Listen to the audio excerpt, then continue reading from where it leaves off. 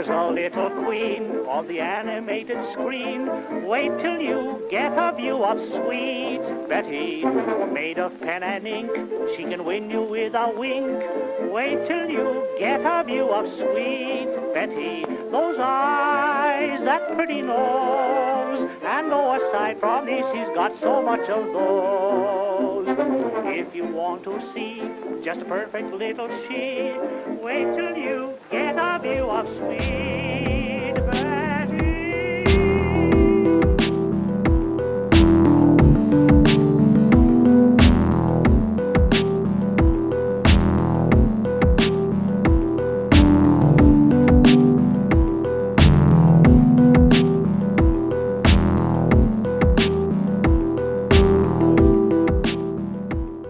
All right, and hey, my name is Zach, and this here is Evan.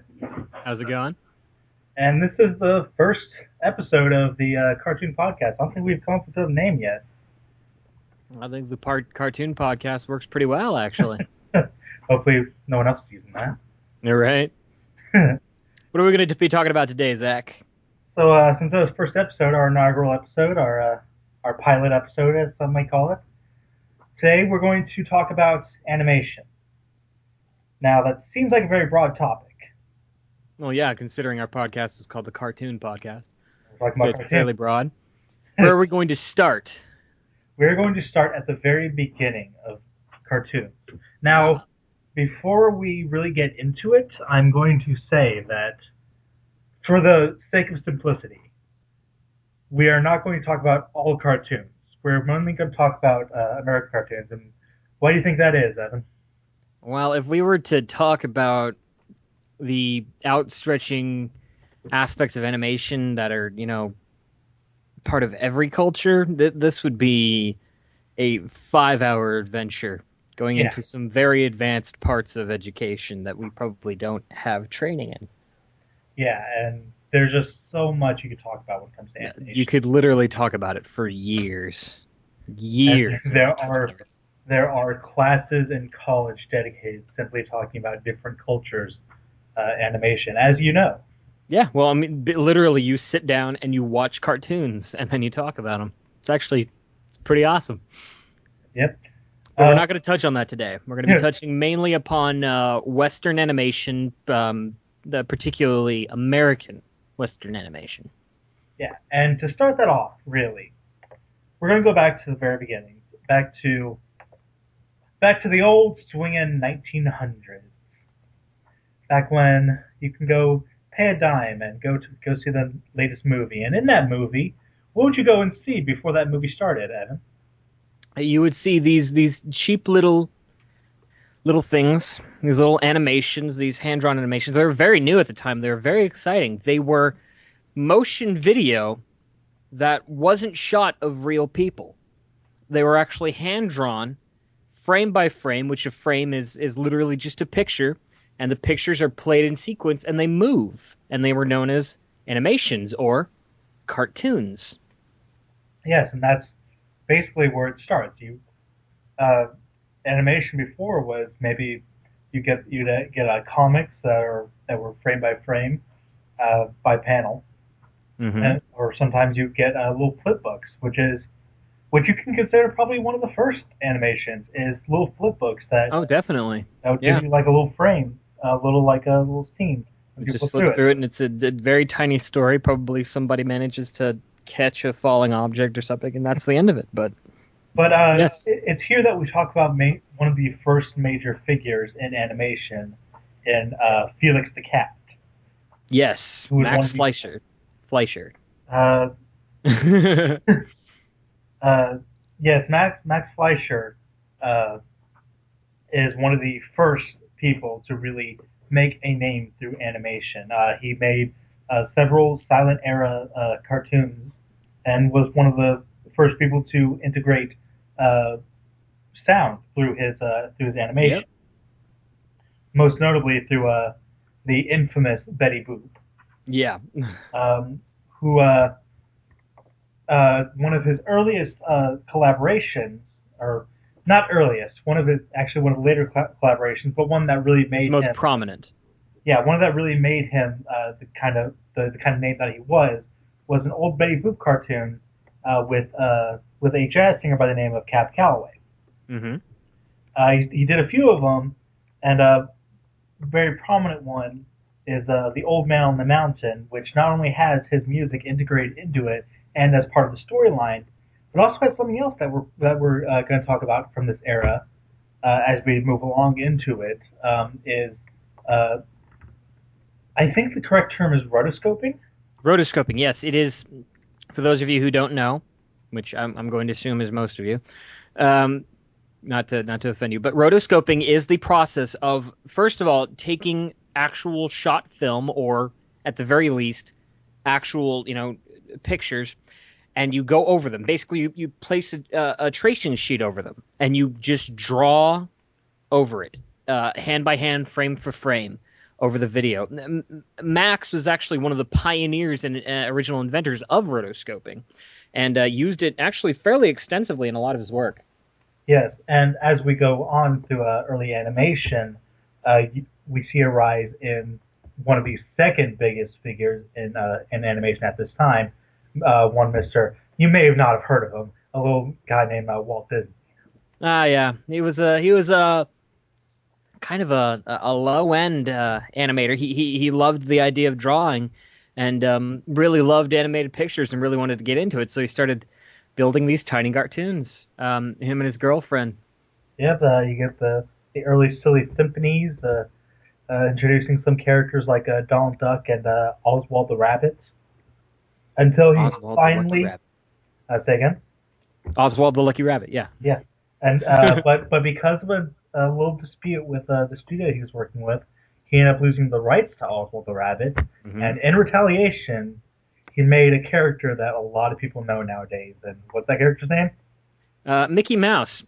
That wasn't his first name though. I believe his first name was it Mortimer? I think it was Mortimer Mouse, and his girlfriend at the time didn't like the name and suggested Mickey instead, and it stuck with it.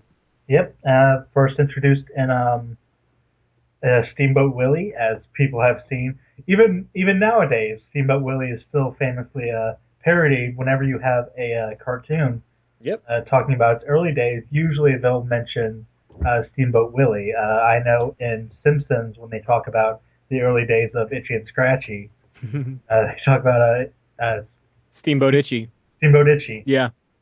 And really that's just all reference back to these early Disney cartoons. And what a lot of people don't really know about this early era and why we're talking about them at the same time is that Fleischer and Disney is definitely not present nowadays, but Fleischer and Disney were on the same level. Yeah. Well, I mean, they both kind of pioneered animation in its own respects, and you really have to give them, due course of respect, because these guys were literally shaping an industry. They weren't redefining an industry or reimagining an industry. This had never existed before, and they came in and they just killed it. They were so good at it. It's uncanny how well they adapted to this new industry. And to bring up rotoscoping again, uh, a lot of people notice when you look up behind the scenes stuff for early Disney stuff, there are a lot of instances where you have large studios dedicated to recreating different scenes from Oh cartoons yeah, to the definitely. anime. Where they'll set the soundstage up like a particular shot they want, and have the actual voice actors just act out the scene and film it. Yeah, and people nowadays would consider that like lazy or kind of cheating. But back then, that was literally they were literally the first ones to do this. Well, they They had didn't to do have it. yeah, they didn't have a frame of reference. They didn't have just the studio libraries of reference material that animators today go through. They literally had to go through and say, okay, how does it look when a person moves like this from this angle? How does it look when a tiny little fairy picks up a giant pair of scissors and uses them? I don't know. I guess we'll have to recreate it, and they did. A lot of the Tinkerbell stuff was literally they had to create giant pieces of scenery that they would use. And what's interesting to note is a lot of the times they wouldn't even have models doing the things. Whereas nowadays you would have this is basically a lot of people consider rotoscoping to be the forefather of today's Motion capture. And nowadays you have two different actors in that case. You would have the motion capture actor and you would have the voice actor. Yep. Back then, Disney would use the voice actors as the motion capture actors. That way, in case the scene played out particularly well, because they would be miking them at the same time. They'd actually literally have them act out the full scene, and if it worked, that's the audio that they would use. An It saved time and was very effective. interesting note is that exact thing happened when they did Alice in Wonderland. Yep. They had mic'd I don't remember the actor's name, but the one who played the Mad Hatter. Yeah. They had mic'd him throughout the entire thing, and they ended up using the audio from the motion session. And so well. so yeah, Fleischer and Disney were on the same level, and there could be an argument made that back then, at least through the 20s to the 30s, Fleischer might have actually been a bigger name. Well, definitely. I mean, he was creating, a good amount of the characters at the time. We had Betty Boop. We had Felix the Cat. I don't know if he was involved in. Yeah, Popeye the Sailor Man. He was part of too. He also did the old the Superman cartoons. He was kind of a titan at the time, like a huge part of the industry. But we don't talk about him a whole lot today because a lot of what he created has been sold off or belongs to other studios, whereas Disney is still, a centralized company. Yes, and and I say that he was a bigger name because when you really compare it, especially by stipulations nowadays, who would you consider probably the bigger person? The one that only makes his own work, or someone who is trusted with a very, very big trademark, which of course comes like Superman. Yeah. Oh yeah. Well, I mean, and that's a lot of that also has to do with the fact that Fleischer was active long before Disney even began, his part in the industry. I'm sure Disney actually learned quite a bit from him. And yeah, they were definitely like very respectful opponents at the time. Oh, definitely. Well, I mean, okay, we talk about Steamboat Willie, right? We talk about the aspects of Steamboat Willie, the motion and how everything in it dances. That was Fleischer's trademark because he was working right at the time when animation was becoming a lot cheaper and easier to produce. And you had people in there who were trying to get, as much into the universe and the stories as they could. So they basically gave everything in their personality. And it was helping the industry to grow a lot because it was fun to watch. And Disney took that and put it in Steamboat Willie and a lot of his cartoons because that was it at the time. They played off of each other very well. Yeah, and they were on the same level for a while, but what really kind of started the scales to tip was the release of the first ever full-length animated film by Disney. Snow White and the Seven Dwarfs. It changed the game. Nobody was thinking that this would work, and it was a huge success. Didn't I can't look it up right now, but didn't like production of Snow White cause them basically to go into bankruptcy? I don't know if it caused them to go into bankruptcy, but he was pulling money from anywhere he could to get it done. Like he was, from what I understand, pretty tied up during all of it. Definitely, but it was basically one of the biggest risks you could make, and if they hadn't made that risk, animation would probably be a much different place nowadays. It was also the first film to be shown in full Technicolor, which is really cool. Yes. At least the first, animated show. Yes. So that really kickstarted the golden age, really, of yeah. It was already considered kind of a golden age, or nowadays it is, because of the Mighty Mouse and the Woody Woodpecker and stuff like that. Yeah. But that really kickstarted what many people would consider the modern day golden age, and that's when it just exploded. That's when everybody was doing it. everyone was trying to get in on it. It was a brand new market. It was the internet of the 1930s. You have the intro of Warner Brothers, of MGM. You have Chuck Jones. You have Tex Avery, who are entering the game now, with the Bugs Bunny, with Daffy Duck, with uh, where's some other good examples? Well, okay, you guys know how every old cartoon has the wolf character Yeah, that howls at women. That was Tex Avery. That was his invention. That was his signature. That's probably his most well-known cartoon to date. yeah, and the Big Bad Wolf. Yep. That's the famous. That's probably one of the more parodied cartoon antics in modern day. Yep. The excited to see a woman or man nowadays acting up as a wolf based on the old Big Bad Wolf cartoon. You have the introduction of the modern day Looney Tunes at this hmm time. Which, oh my God, it was so different from anything presented at the time because cartoons up to that point had been. There were some of them that may have done some twisted stuff, but for the most part, they were very low key, fun loving, friendly stuff. And dude, old Looney Tunes are just crazy. Yeah, Like they are off the wall. and really to talk about Looney Tunes, we have to mention at this time that Fleischer had really started to fall out of fame. He was Yeah. still doing stuff. I'm pretty sure at this time, either him or his family were still doing stuff at this time, but they had kind of fallen behind Walt Disney, and Yeah. at the time Disney really had no competition.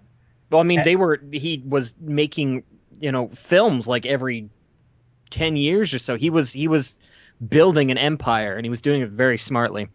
So a lot of the other animation gurus in the industry were kind of falling behind because a lot of them weren't focusing on that. They just thought it was too hectic and cost too much money.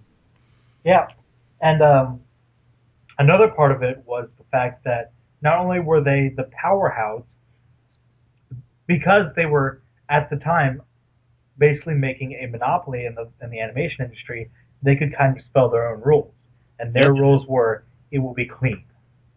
Everything that they make will be very, very clean and very, very by the books. Yep. They had very strict rules on what could and could not be featured in their cartoons. They had very strict rules on how they would be animated, how certain characters would be portrayed, kind of like how they are nowadays. Yeah. They were very strict in what they do, and the answer to that ended up being the Looney Tunes type cartoon, because they were the ones that were really racy. They were the ones that took chances. They were the ones Oh yeah. that actually decided to like make a statement against Walt Disney, and that's kind of where they started. They were basically the just the modern day like answer to or not. Well, I mean, Tex Avery was kind of a bastard, man. He was all about making fun of everyone else. And the best way to do that was literally to take these well constructed, by the books, very well paced cartoons and just put them on like the biggest drug rushes that they've been on.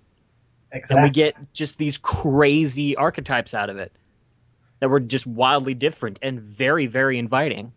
Yeah, and also another big thing of it was uh, established by Snow White and carried on to that was the sense of realism in cartoons.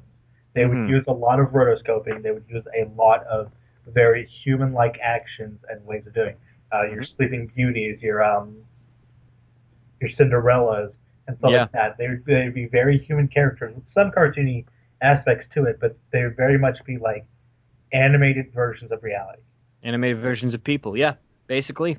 And so and so the Looney Tunes and stuff like that decided, well, we're not going to do that. We're going to literally have them be as cartoony as possible. Yep. And it worked. And yeah, It was that different. and that actually I think what really changed it. They basically said like we're going to do this and we're going to go against Disney. And eventually they stepped ahead of the times. Yep. And tell they basically had to spell out to Disney that if you want to keep up, you have to keep up with us. Yep. And Well, I that's mean, they invented the future which Yeah, is very hard to do in that kind of industry where the people who are, the titans are making all these decisions that are coming into play and becoming literally the core of the industry. So you come in and say, I'm not going to do any of that. And it changes everything. And that's hard to do. And I mean, it literally blew the yeah, doors wide open for everything that followed. yep. And around this time we also had the upbringing of another major thing that really affected the industry, and that was television. Yes. Television probably was one of the biggest things to change it because at this point, Looney Tunes, Tex Avery, Disney, all of them were theater pieces, Yeah. especially during wartime. They would be pieces that would play in front of theaters. In the late 30s and early 40s, they'd be selling war bonds, Yep. and even And after that, they would advertise in the middle of it too, interestingly enough. yeah. And there's a lot of in advertising and in these cartoons, and yeah, they're mostly just theater pieces that played before major films. Yep. So around around the 50s, around the 50s and 60s, and some in the later 40s, they started to port cartoons over to the television screen. Well, I mean, the television, man, it didn't just change cartoons, it changed everything. Because I mean, you have theaters and everything, which have movies that play for them, but that's as you produce them, you put them out. Now that you have theater, now that you have television, you have people rushing to produce content constantly. People are taking chances on anything that comes about, and you see animation and television, just film companies rise and fall left and right. It was a minefield industry. Because at this point, they at this up to this point, you had to create a 5 to 10 minute short Hmm. that would definitely play and people would definitely see it because they Yeah, would be played in front of movies that people would go watch because yeah, that was the only alternative. You go watch a movie, you go to theater, yeah. and that was your outside entertainment. But then you have cartoons where suddenly you could have a consistent play. Yeah, and you You, have to make sure that it's something that continuously grabs the audience, because if so, they can just flip over to another channel. yes, and this was an example that affects a lot of television was competition. Yeah, With movies, you could possibly go see a movie that had only a limited playtime, but several movies would be in and out of theaters, yeah, and you could go back and maybe watch one if you missed one the first time, and that's the same with cartoons. With this now, though, if something doesn't catch the the viewer's attention, then they're just going to change the channel, and you lose viewership, you lose advertising money, and your studio could go under. and this is before syndication, so there's not a likelihood that they'll ever see that ever again. Yes. So you would have so around the 60s you would have the rise of cartoon production companies that were now specifically made for television because Yep. you need dedicated hands to just making new content on a semi-weekly basis. And who's one of the most well-known of those companies? Well, a little company started by two people, one by the name of William Hanna and the other by the name of Joseph Barbera, Yep. uh, creators of Tom and Jerry, which is one that I'm pretty sure started in theaters but ended up becoming a TV mainstay. Hmm. And what do you think is their most popular show from this time? From this time, like I said, probably Tom and Jerry. But Hmm. one thing that Hanna Barbera really brought to the television screen and to animation in general, for better or for worse, was the fact that they brought forth cheaper animation. Exactly. Well, I mean, and this is the joke from one of their most famous cartoons, the Flintstones, the repeated backgrounds for the running scenes and Yeah, things of that nature. so studios like this, when they learn that basically that they can't really put as much time into their animation as they could before because they no longer have these months and months and months of production time for one cartoon. Now they suddenly have to make an entire season of cartoons in a very limited time. Yeah. Well, I So mean, they, and people were. It certainly wasn't a foreign idea to reuse animation cycles. We saw that back in the Fleischer era with the dancing light post cycles and that noise. But this was about, saving costs and particularly saving time. It was an entire different reason that it happened. and because of that, you would have the introduction of what would end up becoming mainstays in a lot of cartoons for a long time. Yeah. Up, and, Oh, up to like definitely. up to like the 90s, and even sometimes today, you would have the mainstays of the repeating background, the reuse of certain animation cells, uh, Yeah. and and really the use of catchphrases too. That saved costs on writing because you could throw in a certain cliches and you could save up a few seconds. Well, I mean, And and there are times when it was used effectively, like in the Flintstones, I count it as being used effectively. There are times when it was pulled down to really its like rawest form and just awful. Like if have you seen the old Clutch Cargo I, uh shows? It's literally it's still frames like being pulled across a background, and like when the characters speak, it's a picture of their face, and you have like an actual superimposed image of a real human mouth I that's yes, just I talking. actually do. I've seen clips of that. And that was it at just at its most boiled down form, and it's very surreal to watch. That was definitely, I think, more on an aspect of the negative side. I know many animators agree that that's probably the worst that animation has ever Yes, been. and at this point, it's considered a decline of animation Yes. because just in general, there was now we have to make this for a market that is now bigger and more competitive. Yeah. Because now there are multiple channels, and a lot of them are being played at the same time. So now we have to take stuff. We have to make more stuff so that we can take viewers away from them. Yeah. We had to put in a lot more work into it, and a lot of people, kind of lost it going Yeah. through it. There are several companies that I don't even know the name of because they're gone. Yeah, they were there for maybe a month, maybe a year if they were lucky, and then they just disappeared. Now And to be fair, there are quite a few things that we got out of this that worked really well. Like during the 70s, we got Scooby Doo, which used pretty much all of the big animation mistakes in it, but still held its own and is still around today. But yeah, just as easy was it for a company to just fall over and die, even if they had a good idea, even if they had a dedicated team. It and was some it was anybody's market. and sometimes there's stuff on the opposite end. You'd have oh, what is that cartoon I hated? Jabberjaw. I hated that cartoon. Yeah, yeah. Jabberjaw and there's this one cartoon about talking like Buggy, Oh yeah, it's Speed Buggy, Speed I Buggy. I think. hated that one too. Oh yeah, gotta go. Well, I mean, But but that was the idea at the time, was that you just it became almost sitcom-y, yeah, kitschy, like TV shows where you had to have some sort of mascot character yeah, that went and it around. basically became so cutthroat to the point where like you would just go like you turn on like producers would turn on TV and see what's popular and just call up people and say, "I want you to make this." Oh yeah, You would have literally people going, "I want you to go out and make Scooby Doo." yeah. I It's the want reason that we have so many cartoons, even within Hanna-Barbera itself, that's so similar because they have several teams working on the same idea, tweaked slightly to see which one was successful. That's why we get Muttley and Huckleberry Hound and and Yogi Bear. and uh and of course you would have the culmination of all those, the wacky races.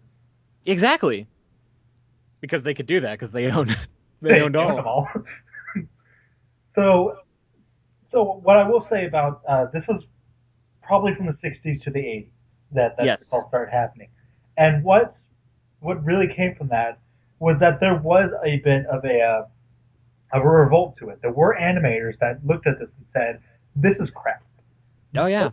What people are making right now are crap."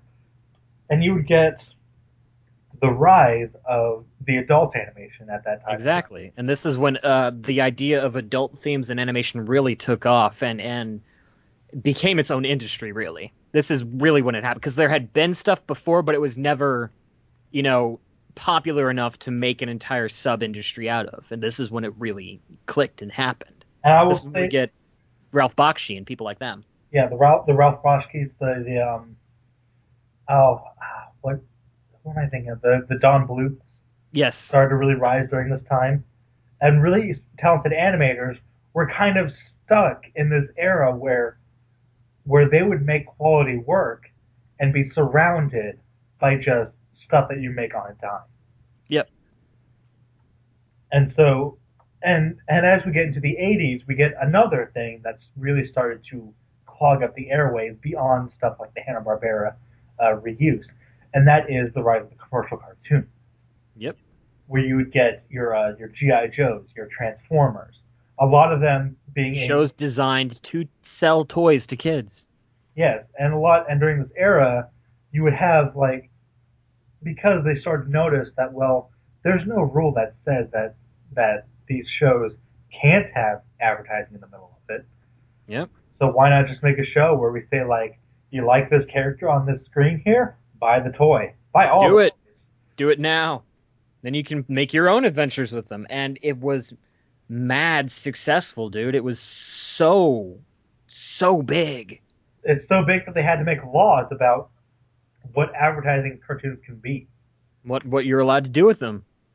Yes, and that also came with the education laws, which didn't make a big impact, but gave us modern day the probably one of the biggest jokes in modern day cartoons, which is the PSA.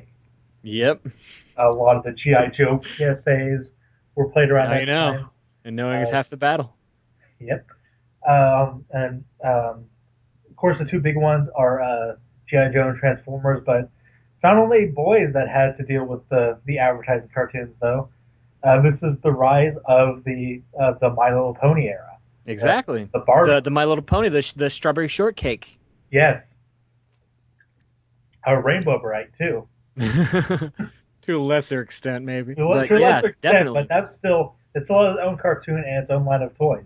Definitely, yeah. Its own independent company. And the Cabbage Patch Kids, which was terrifying. Oh my god. Absolutely awful. But yeah, this era really was just like this is what a lot of people consider to be the bottom of the barrel. You have the Yeah. cartoons like Scooby Doo, which I think by the 80s was on its fourth series, and it introduced characters like Scrappy Doo.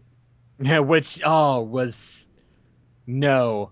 Yeah, That is shticky beyond even a level that Scooby Doo had ever been, and Scooby Doo was shtick. yeah, and it sucked for things like Disney too, because Disney was starting to for like the only time in Disney's long career it started to flounder Yeah. because theatrical cartoons had started to waver away because the TV was introduced. Oh yeah, So, dude. Well, this was literally the death of Disney, and this was right before the resurgence of Disney, which happened in all of our lifetimes. Thankfully, we actually yeah, got to be there to see it happen. yes, definitely. You have because at this time, like theatrical films and feature-length animated movies were not the thing anymore because you could go home and watch cartoons on TV. Why would you go to a Yep. theater and watch these? They don't have big name actors in them. They don't have your and this shows my ignorance of old time actors, but Burt Reynolds. they don't have your Burt Reynolds in it. Your Cindy Crawford. Your Just anybody who was big at that time. yeah. They just weren't. They weren't part of it. It And yeah, would be. it almost got the end for Disney if it weren't for the fact that in the late 80s, early 90s, they started to actually do stuff. They started to actually basically say, we need to do something different. We need to take ourselves out of it. And some people consider that to be the real turning point for it to be Who Framed Roger Rabbit. Yeah. Well, Who Framed Roger Rabbit reunited a lot of the old giants and said, guys, we've had, a lot of really awful things happen to us in the past couple decades, but we are really dedicated to making this a good film and to make it a great animation piece. And everybody pulled together on that project. Yep, it was considered the only time you'd ever see the collaboration of Tom Jones and Chuck Jones. Chuck Jones, sorry. I would say Tom Jones when I think about him. Where you have collaboration of Chuck Jones and Walt Disney Exactly. into one film. Because at the time, because when they were really creating stuff, they were the biggest opponents after Fleischer kind of disappeared. Yep. So to see like Daffy and Donald in the same scene was pretty amazing. It was crazy. Not to mention Mickey and Bugs during the ending scene inside of Toontown. But there are other people that also started to take notice that this era of animation was bad. One Yeah. of the major ones being Steven Spielberg. As Oh yeah. late 80s, early 90s, was one of the people to kind of bring in a new type of animation by collaborating with Warner Brothers to make some really quality cartoons. Oh, definitely. Well, this is From, this is the era of Animaniacs and Pinky yeah, and the Brain, which really helped flesh out the ideas that kids programming can still be quality programming, and changed how people looked at cartoons in the industry a lot. absolutely. So so so basically, to kind of give a framing area, this is I'd say like early 90s, and Hmm. you've just had 2 decades of just and basically this is how we explain it nowadays, just crap. Just bad. Yes, exactly. Like you have 2 decades of reused animation, really cheap sell stuff, and And just selling toys and Thundercats. yes, and just stuff that just was not good. So they basically said, so we have some people that now had grown up in that era who are now going, I think I could do better. And one of them being Steven Spielberg, who was an active filmmaker during that era, Hmm. making live action films for it. Well, building an extensive empire. Yes, he basically said, well, I think I could do better, and he did. He did. Yeah, he owned up to it. And not only did he make good comedy cartoons at the time, he also later in the 90s would be one of the people to introduce a probably one of the first serious cartoons in a long time, which is the introduction of Batman, the animated series. Hmm. There have been several attempts earlier to make a Batman cartoon, and they all kind of flourished, Yeah. and they usually didn't work. And this is coming right off the success of the Tim Burton The Tim Burton Batman film, yes, from the late 80s, I believe 89. somewhere around there. Yeah. And at this point, Warner Brothers was actually pretty much exploding. They were doing really well. Yep, They and were like, "We need to ride this. What are we gonna do?" So they hired a bunch of animators and were like, "Okay, guys, what can we do? You've and worked with Disney on some of their newer films, which have been really good. Make us something." yep, And they and gave us Batman the Animated Series. gives them the animated series and Animaniacs and Tiny Toons and from that end, Warner Brothers really helped define what changed from the 90s from the 80s, and Yep. that was crap too good. That's basically what happened. 80s were crap, 90s were good. One of the really cool things that's happening at this time too in the background that a lot of people aren't aware of is that even back in the 70s, back way in the mid to late 70s is really when we begin to see the foundations of Pixar. Yes, And absolutely. during the 80s to the early 90s, they're producing all those shorts, the ones you see at the beginning of every Pixar film. And during the 90s, they make another stepping stone when they create the first computer generated animated feature film, Toy And Story. Toy Story, which is probably my first major animated film that I saw in theaters. Hmm. So that's when we come on the scene. My first was Aladdin in '92. I was 3 years old. uh, so another thing that was kind of happening on the side too, as we mentioned, there were a lot of people that were raised in the era of bad, raised Yeah. in the 60s and 80s, who are now coming on. Were graduating from Cal Arts. We're now Yep. basically coming onto the scene, and there's one company that existed during that era called Hanna-Barbera that we mentioned earlier, Hmm. and at the time, and so I've talked with the person who did this. At the time, there was a man by the name of Fred Seibert who had worked with Cartoon Network, who had worked with Nickelodeon, and worked with MTV before for advertising, and And did a lot to actually help those companies really flourish in the market, or in the case of MTV, create an entire market. so at this time, after meeting with a friend, he ended up gaining the ownership of Hanna-Barbera, which had started to flourish in and of itself because after 20 years of just making bad shows, people started to take notice. Yep. And so he went in there and basically, and he didn't know what to do with the company, so he did the only thing he thought was smart. Get rid of all the old stuff, especially he was one of the big haters of the last era. Yeah. He's even said to me that he hated Scooby Doo. Oh yeah, He absolutely just because it despised. was doing everything wrong. Yeah, and so he said, "We're going to get rid of all that.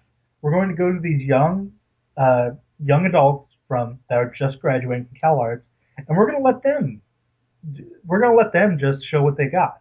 We're gonna let them try stuff out and put it out there. Yep, and he made some of the first compilation shows like What a Cartoon and Random Cartoon, whose entire purpose was to show these shorts that It people was over at just CalArts had made. to make new shows, to display new ideas, and we got some great animators out of them.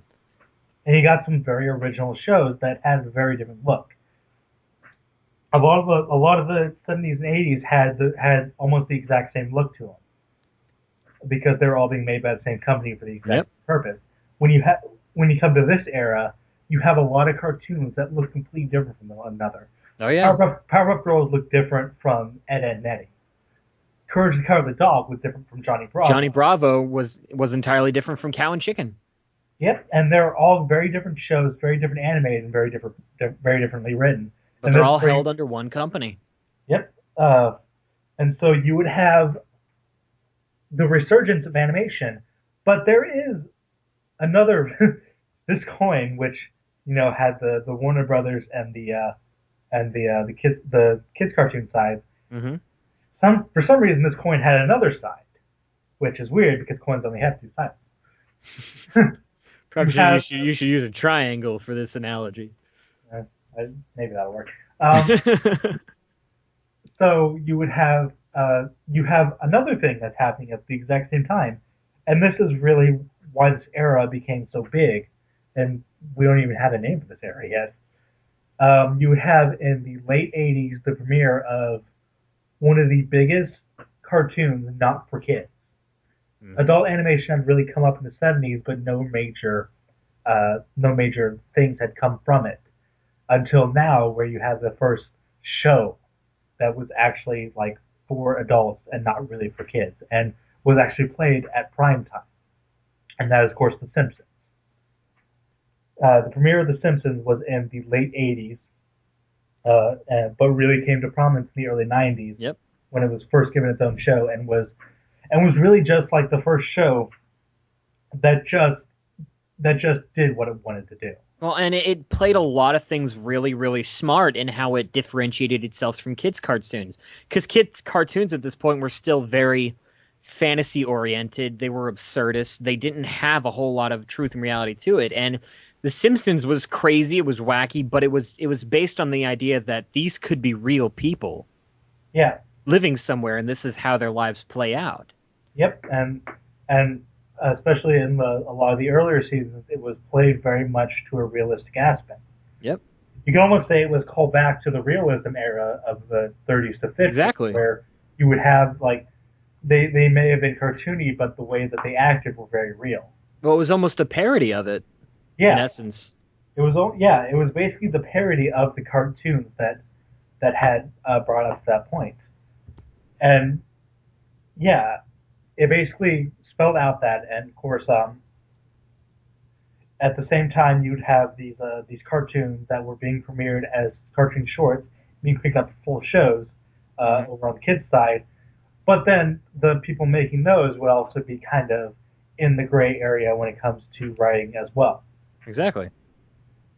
Um, one thing that not a lot of people really know about the 90s and 2000s is that there's one thing that died during that era that a lot of people know because not a lot of people really study animation, and that was the death of traditional animation. Hand-drawn animation, which is thankfully making a small resurgence now, but it is very important to study the time that it was not there because digital animation was becoming so much easier.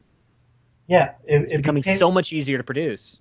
yeah, and I think because of traditional animation and stuff like that, you would have a rise of shows that Simpsons kind of opened the door for. Hmm. Uh, very closely related ones being stuff like The Critic, which had premiered during that time. Hmm. Uh, well, later in the decade, but still around that time. It's still But it's an aspect of that era, yes. but another adult show that I think really cemented the adult aspect of cartoons, and I think because really, if you want something to stick around, you can't only have one thing. If you can't only have The Simpsons to be the only example. And thankfully, what really cemented adult animation, I think, was the premiere of South Park in the late '90s. Yes. And I think South Park would not have lived if it weren't for the fact that digital animation had become a lot more prominent. By the second or third season, they had the ability to now make their entire show on computers. Yep. Whereas Well, I mean, and before, a lot of it, like the first animated short that we saw of South Park was, done entirely with that construction paper gimmick, which I'm sure was mind-bendingly annoying. But a lot of the first few seasons were kind of a mix between, the actual shooting and then the digital manipulation. But then soon they had completely perfected the idea of creating that digital empire, which allowed them to produce that show for really cheap and really fast too. I mean, they make it in what, 6 days? yes, there's a documentary now online that you can go watch called 8 Days to Air, which shows the production of a single episode of South Park. Started on Wednesday after the last episode aired, and finished on the Tuesday before the next episode was supposed to air on the Yeah. Wednesday. And they'd really gotten it down to just a pat, and that was all thanks to computer animation. Uh, and with that, and I mentioned earlier that a lot of kids cartoons at this time were starting to become like a lot more adults. They Yeah. were still aimed a lot towards kids and had a lot of jokes that kids would get, but you would have some adult jokes in there too. Well, I And mean, I you look mentioned at that, like Johnny Bravo or Animaniacs, and those things are riddled with adult humor. We need to yes, look for fingerprints. I found him. No, no, no, fingerprints. Not on your life. life. But one of the main reasons I mentioned that is because another prominent figure rose out of those kids cartoons. A writer who at the time had only been known for working on shows like Dexter's Lab and Johnny Hmm. Bravo, Yep. took his idea that he had pitched as a what was the original cartoon called? I don't remember, but it was one of the Oh Yeah cartoons. Yeah, one of the Oh Yeah cartoon pitches was made to a full show uh, called Family Guy, made by Yep. McFarlane. Seth MacFarlane, who was not he was fairly well known in the industry at this time, having invented ideas like Johnny Bravo and written for episodes of Dexter's Laboratory and Johnny Bravo, but he became an overnight name with Family Guy. Yes, exactly. And then and around this we start to get into what is the modern era. After Exactly. 2000, you would have the Simpsons, which had been going on for a decade at that point. You have Family Guy, which was a new commodity. You'd have around 1999 was the premiere of Futurama, which was the Yep. second show that Matt Groening. On the adult end, you have a lot of shows that were basically starting to make this own little niche in the market. Exactly. On the kids end, you have the rise of Nickelodeon, Cartoon Network, and Disney. Disney had for a while now been making its own market in kids entertainment. You would have Ducktales, Tailspin, Yeah. Darkwing Duck, and stuff like that, which had its own following. And so around this time, you would have this gigantic collection of just cartoons Yeah. because Nickelodeon would have its own cartoons. It would have its Rugrats, its Fairly Odd Parents, on Cartoon Network, you'd have the shows made by Hanna-Barbera, and a lot of what Cartoon Network is known for came from the image of Hanna-Barbera. Yeah. Especially, I think Well, I mean, even Hanna-Barbera basically defined whatever Cartoon Network used. yeah, That basically became the cornerstone of every one of their lineups. and like around this time, you also have the real prominence of Saturday morning cartoon, where you Yep, have cartoons basically made just to be played on Saturday morning, along exactly. with importing cartoons from other countries. So at this time, it was almost too much because you could turn on a day of television, and from beginning of that day to the end of that day, watch nothing but cartoons playing. Dude, that changed. I remember when I was a kid, man. Because I mean, all we had what was it? We had channel, it was like 31 or something that played cartoons in the morning. I would get up and I would watch like Garfield and Friends. I would watch Power Rangers, and that was all there. And then after that, it was just boring old people shows. Then my dad got cable, and I, I'm sorry, a channel that has cartoons 24 hours a day. Yes, I you could lost my shit, man. on Saturday you could get up and watch Saturday morning cartoons, and once that's over, you can go on a Cartoon Network and Nickelodeon and watch new cartoons all Watch day. everything And then you forever. could watch the primetime cartoons like Family Guy, like Simpsons. And then at night you Exactly. could watch the late night cartoons, which is prominent by things like Toonami, who would play very late night cartoons.